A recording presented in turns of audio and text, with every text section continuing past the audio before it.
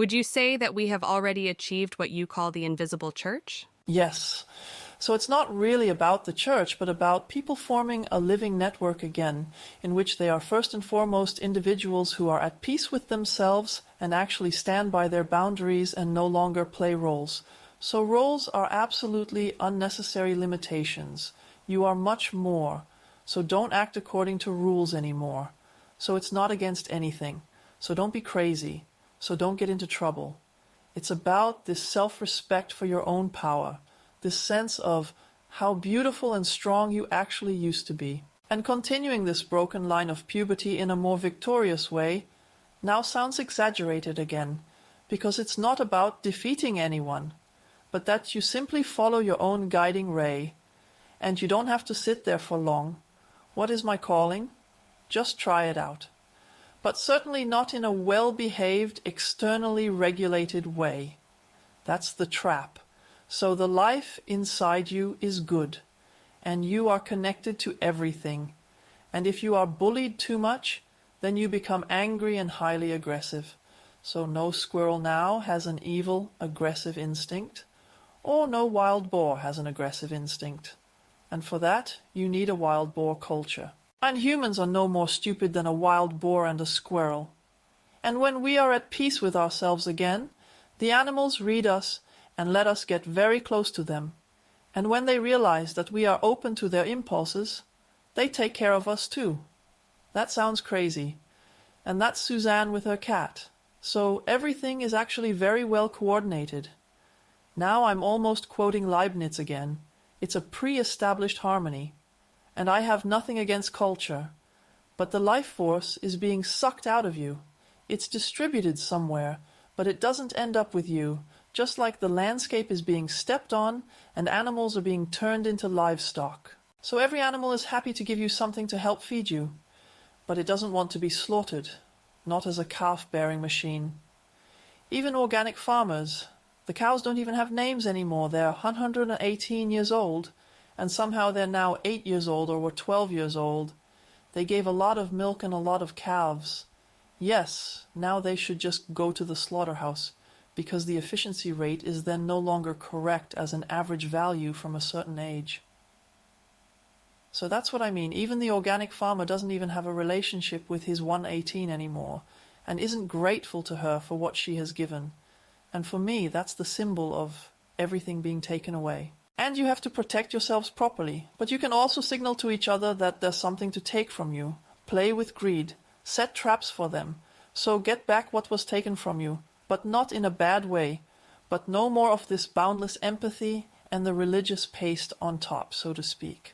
So God is life, and he protects the life in you. And he is also the truth. He reveals everything. So there's something for everyone.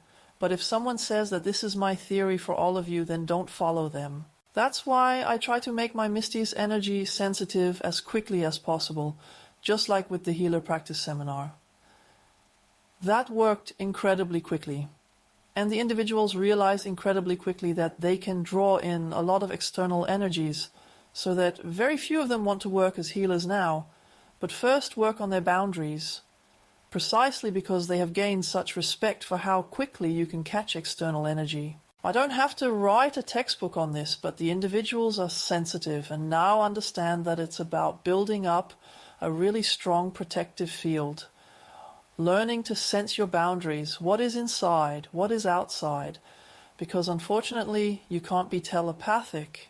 You've always been on the receiving end of other people's crap, and you've always confused it with your own, and that's why you can't solve a lot of things, because it's foreign energy.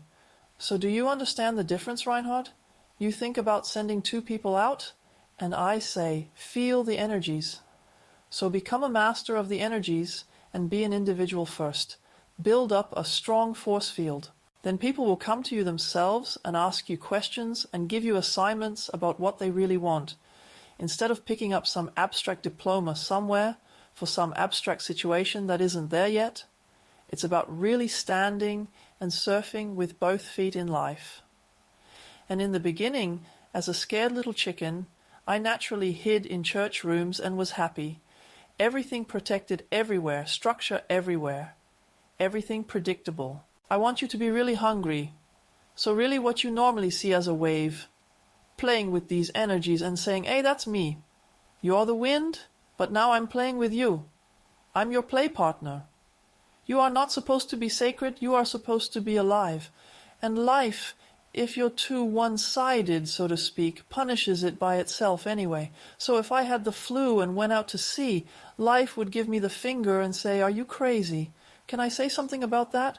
Because you're on a threshold right now. I wanted to see why you can't get out of this so-called illness and your lack of strength.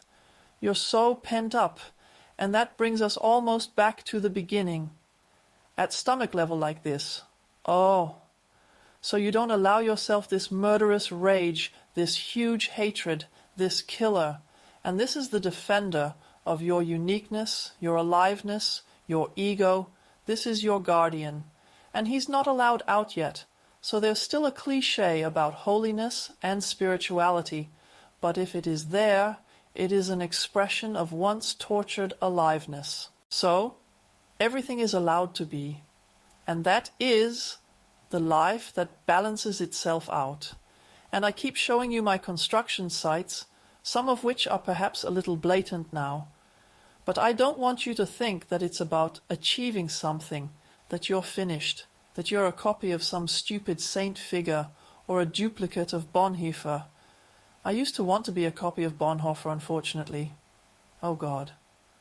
Until I realized he was a chain smoker, infinitely depressed and infinitely vain. So I thought, no, then I'd rather stay me, the unknown Sabine, who simply wrote a Bonhoeffer book. So that you have more courage to give it space. So never identify with an energy or a role. So that's another idiocy in the Bonhoeffer poem, Who Am I? Not the lord of the manor who steps out of his cell, and then at the end you're, am I Jesus Christ? That is of no use to you at all, but you are a crystal clear field of consciousness in which everything is allowed to happen, in which all energies are allowed to be. You didn't choose them anyway. So that is often the case. We are like the eye of God here, or the sensor of God for all the energies that are here. You didn't create them anyway. I didn't choose the sacrificial animal from Mom so that this idiot could feel strong, that she would scare her own child to death and break it. Neither did I choose that. I certainly didn't choose that through a previous incarnation. Forget the stories. It was just the way it was. Everyone is stupid somewhere, and then I just had the old one. That's a blatant mistake, but for a Scorpio like me, it's perhaps reasonable. It's better than getting someone else. He might have been on drugs or killed himself or been in a clinic. Ultimately, there's no resistance to anything. That's what I need. So deficit still. No way. I'm not in resistance, and I mean that without the heroism. Sometimes it might sound like that. But it's about falling in love with life. It's ultimately what the Zen teachers say. It is what it is. But not this coldness, but a real sensitivity. I now also advise telephone coaching artists who somehow want to bring out the invisible, or something like that. That you don't say, I don't want the pain or the fear of death, but that this energy is also allowed to be, because I am the infinite field of consciousness. I control, of course. I also ask the question, Jesus, how am I playfully and easily out of this energy field again, and how is it healed? I don't know if that's why the dolphin swam in front of me. That's this contemplative stage, so to speak, not withdrawn and not doing anything or just being highly spiritual or something. But the contemplative stage is really the connoisseur who receives the beauty of life, but also finally begins to perceive his own beauty and no longer needs the competition for it. I think it was like Snow White, the evil queen.